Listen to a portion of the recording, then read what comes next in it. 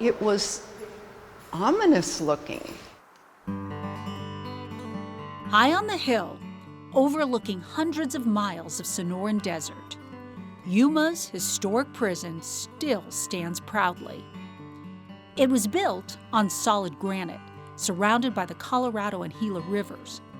From 1876 until 1909, it housed more than 3,000 of the West's worst. The Yuma Territorial Prison is considered one of two prisons that are infamous in the West. One is Alcatraz, and number two is the Yuma Territorial Prison. Over 30 years, housed some of the most incredible Western criminals that you can certainly still read about in history books. And their crimes were high profile and well publicized. We had a lot of bank robbers, a lot of murderers, causers of mayhem. Before there was ever a Bonnie and Clyde, there was Pearl and Joe. Pearl Hart. She and her boyfriend, Joe Boot, robbed the last stagecoach in Arizona. And the two of them got away with lots of money.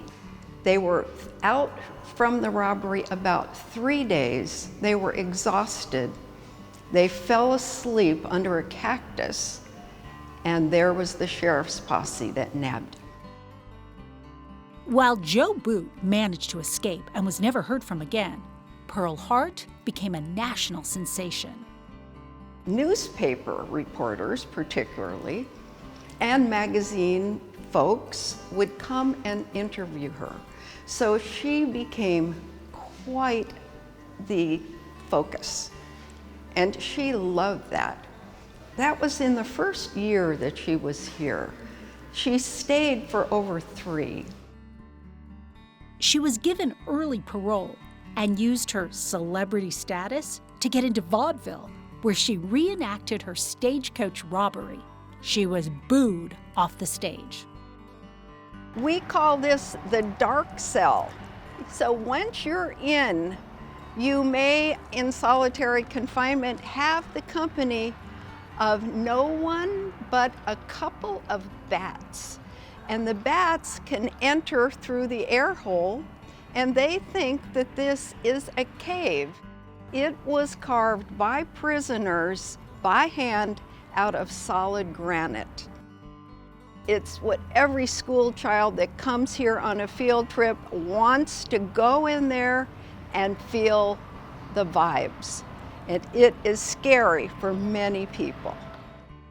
Inside, prisoners were put into a metal cage and stripped to their underwear, no blankets and no bathroom. Despite the harsh conditions of solitary confinement, locals had a very different view of this prison on the hill. The locals that lived here called it the country club on the Colorado River. The prisoner came in, he was totally shaved, his beard was clipped, all his possessions were incinerated. He got 3 good meals a day.